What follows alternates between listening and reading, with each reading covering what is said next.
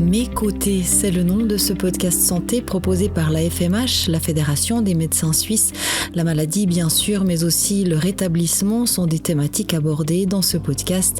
Je m'appelle Vicky de Paola, je suis journaliste et je me suis rendue dans le Jura pour rencontrer le docteur Joël Béret, médecin généraliste. Il me reçoit à son cabinet situé dans le village de Halle avec sa patiente et amie de longue date, Sarah Moutet. À 52 ans, Sarah est secrétaire dans un foyer. Depuis quelques mois, certaines blessures du passé remontent à la surface, fragilisant Sarah dans sa vie. Le docteur Béret, qui est non seulement son généraliste, mais aussi le parrain de l'un de ses 4 enfants, la comprend comme un ami et la guide comme un médecin, aussi bien dans l'intimité des consultations que dans celle des confidences. Docteur Joël Béret, bonjour. Bonjour. Sarah Moutet, bonjour. Bonjour. On se rencontre tous les 3 aujourd'hui à Halle, dans votre cabinet, docteur Béret. Merci de m'accueillir ici.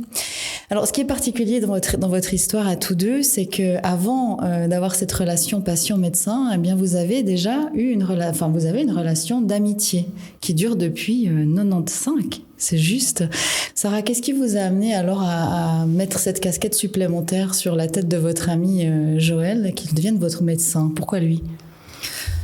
Parce qu'en fait, il a repris le cabinet de son prédécesseur avec qui il travaillait déjà et comme c'était déjà mon médecin généraliste à cette époque-là, je me suis dit pourquoi aller chercher ailleurs alors qu'il y a un jeune médecin qui vient s'établir ici et en même temps je le connais bien, je voyais pas qu'est-ce qui m'empêcherait que ça devienne mon médecin et en même temps il y a la confiance là derrière en tant qu'ami.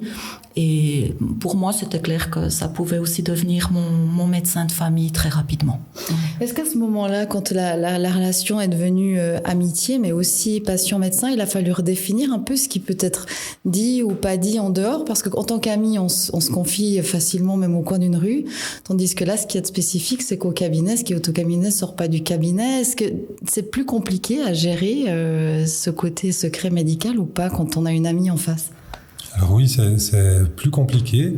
Ça fait longtemps que c'est également ma patiente en plus d'être mon amie, donc je me souviens plus comment on a abordé les choses en détail au début, mais je pense effectivement que ça justifie une petite discussion pour mettre les choses au point, montrer ou exprimer que dans la salle de consultation, on a des casquettes, on a un rôle différent. Et puis que ce qui est dit et montré et partagé ici reste ici. Et voilà, donc on doit un petit peu expliciter ça, mais en principe, quelque part, c'est déjà des choses qu'on réfléchit avant. Quand je décidais de venir m'installer dans la région où j'ai mes amis, mes proches, ma famille, je savais que j'allais m'exposer à ce genre de problématiques. Et puis, en principe, la plupart des patients qui viennent me voir ici, sachant qu'on a des liens à l'extérieur, anticipent aussi cette réalité-là. Donc, des deux côtés, on met chacun notre casquette professionnelle de médecin et de patient dès qu'on entre dans ce cabinet. Ça veut dire, Sarah, à quel moment vous appelez l'ami, puis à quel moment vous appelez le médecin? L'ami, on peut l'appeler un peu H24, 7/7, en gros. Le médecin, il y a plus des horaires à respecter. Quand vous vous permettez quoi? Comme tout le monde, il faut jouer le jeu et puis se dire on va pas déranger le médecin à 7h du soir parce que c'est un ami. On va attendre le lendemain matin pour pouvoir appeler le cabinet ou alors on va aux urgences comme tout le monde. C'est un principe qui pour moi est fondamental et puis je crois que jusqu'à maintenant j'ai tenu cette promesse-là de ne pas le déranger n'importe quand parce qu'il a aussi sa vie privée et puis il y a d'autres personnes qui sont compétentes pour prendre le relais s'il y avait besoin en dehors des heures de consultation. Même quand c'est de l'ordre du besoin d'un conseil, d'un soutien dans une difficulté du quotidien plus émotionnelle, par exemple? Ben oui, je crois que ça change pas. Ça dépend aussi de la confiance qu'on veut mettre là derrière et puis du rôle qu'on donne à la personne en face. Et je ne me permettrai pas de débouler tout d'un coup en disant j'ai ce souci-là.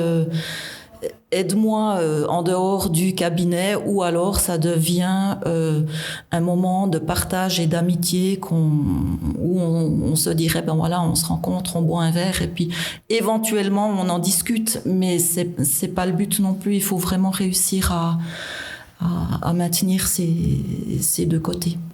Alors depuis quelques mois, les consultations médicales se sont un petit peu rapprochées. Depuis 3 mois, vous voyez à un rythme d'à peu près 1 fois par mois. Pourquoi, Sarah ? Parce que cet été, durant mes vacances, durant mes vacances, il est arrivé que je me suis retrouvée avec une fièvre un petit peu persistante que je comprenais pas bien, avec beaucoup de fatigue, besoin de beaucoup dormir, et puis je suis venue consulter en me disant j'ai quand même besoin d'un certificat médical pour le travail, pour que je puisse récupérer ces vacances si ça durait trop longtemps. Donc on a fait des tests, on a suspecté une infection, antibiotiques, ça n'a pas marché. Deuxième antibiotique, ça n'a pas marché non plus. Puis à un moment donné, on se dit mais c'est bizarre quand même. Et puis c'est mon acupuncteur qui m'a dit mais je vous avais dit que vous étiez épuisé. Ah oui. Ok, donc je suis revenue vers Joël en lui disant il faut qu'on regarde, et puis avec cette nouvelle donne-là, et là tout de suite on a mis en place de quoi un petit peu me remettre sur pied.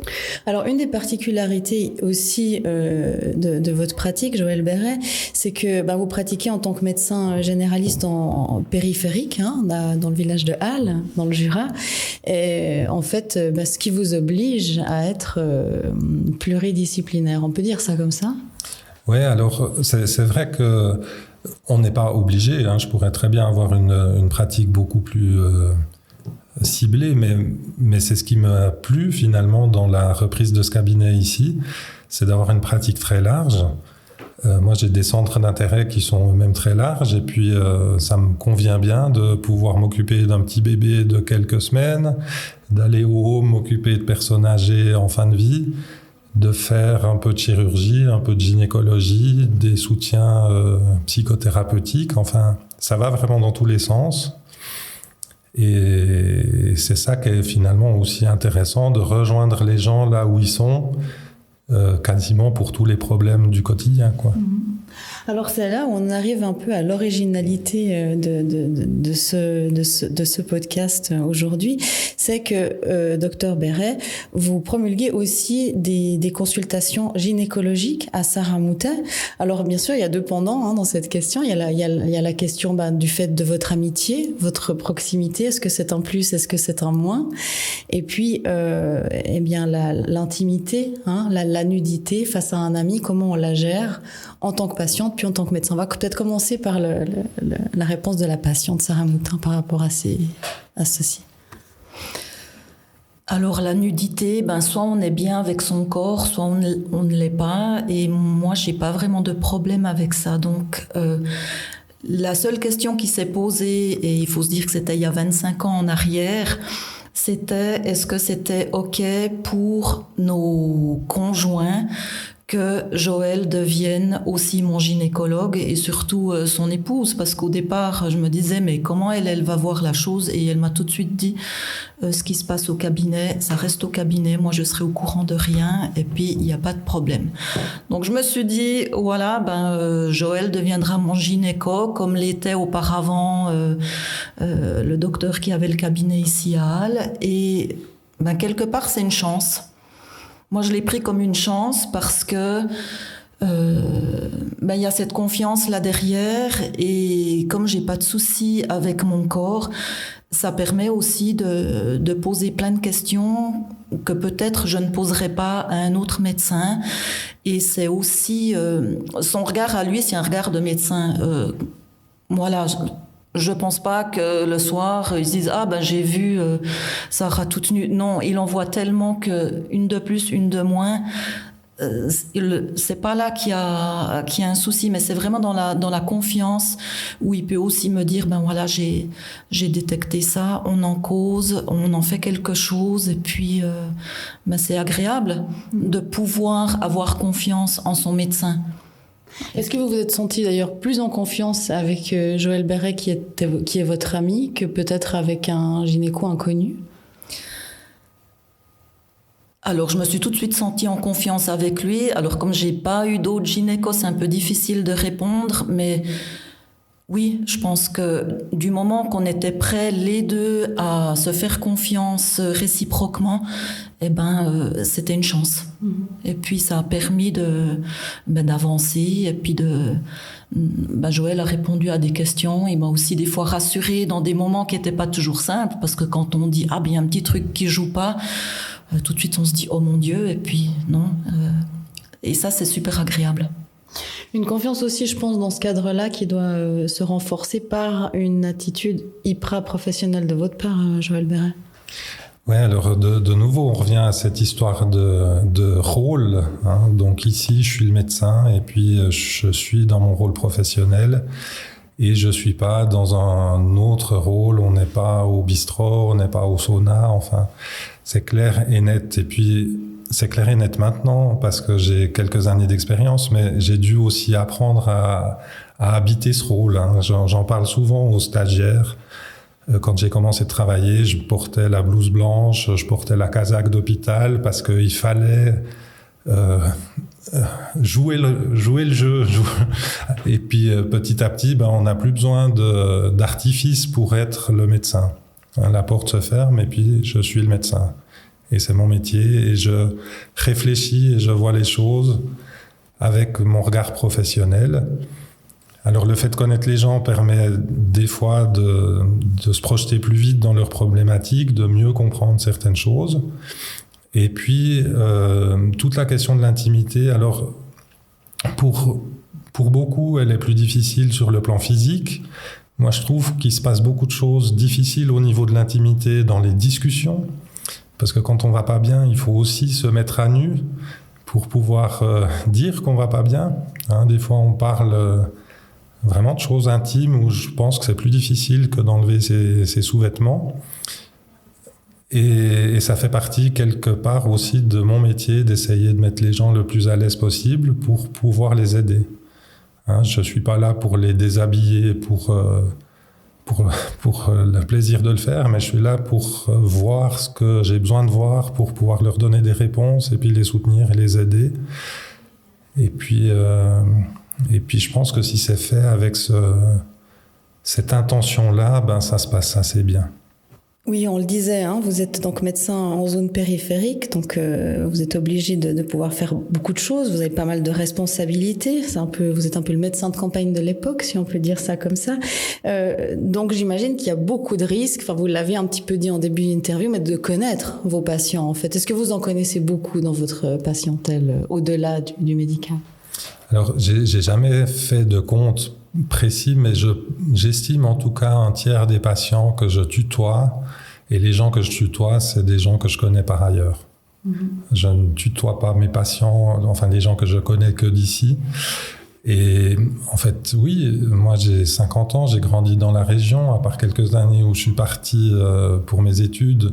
J'ai toujours vécu par ici, puis j'ai 4 enfants qui ont fait du sport et qui ont fait pas mal de choses, donc on rencontre les gens. Et puis si on veut pas s'enfermer et puis passer toutes ces vacances à l'extérieur, en vivant ici, on discute avec les gens et puis on les connaît et puis on noue des liens. Alors voilà, dans un village comme ça, on peut presque dire on se connaît tous. Hein. Moi, je vois, j'ai des patientes qui sont des amies de ma maman où j'allais, quand j'allais pas encore à l'école avec ma maman boire le café et qui sont devenues de mes patientes. Donc, des gens que je connais depuis toujours, en fait. J'ai des amis d'école qui viennent ici me voir et puis les amis de mes enfants, enfin. Ça représente beaucoup de monde qu'on connaît, ouais. Quelle est la force alors de ce rôle de médecin de village périphérique que vous avez ? Quelle est sa force ? Moi, je pense que c'est cette confiance, en fait. Quand on veut parler de ses difficultés à quelqu'un, sans aller chez un médecin, on va en principe choisir quelqu'un qu'on connaît déjà et en qui on a confiance. Et puis, en me côtoyant en dehors du cabinet, je permets aussi aux gens de se faire une idée de ma personnalité, de qui je suis. Et peut-être que ça dédramatise cette première approche après quand il faut aller dire, écoute, j'ai tel et tel problème. Hein, ça rend peut-être l'accès plus facile et puis ça sort un peu le médecin de son piédestal comme on l'imaginait dans le passé ou qu'est-ce qu'il va dire le docteur et puis qu'est-ce que j'ose dire. Non, on se connaît, on peut parler librement et puis on peut aller directement vers les difficultés. Et puis moi, j'ai de nouveau une capacité comme ça de rejoindre un petit peu plus vite les gens pour dire mais ouais, ok, je sais où tu bosses, je sais ce que tu vis, je sais comment c'est chez toi. Donc voilà. Encore ce matin, j'ai vu quelqu'un, j'ai pu assez vite dire écoute, tes problèmes de ventre et tout ça, je sais qu'il y a des problèmes chez toi, raconte-moi ce qui se passe. Hein. Je ne sais pas si cette personne aurait spontanément abordé ça, donc on va gagner un peu du temps en disant mais tu penses pas qu'il y a un lien avec ce que tu vis à côté? On a par exemple avec Sarah abordé une difficulté en lien avec son enfance et le lien avec sa maman qui est décédée maintenant. Et puis il y a pas eu besoin d'en dire beaucoup plus parce que sa maman, je l'ai connue, je l'ai rencontrée plusieurs fois et puis j'ai été témoin de certaines interactions.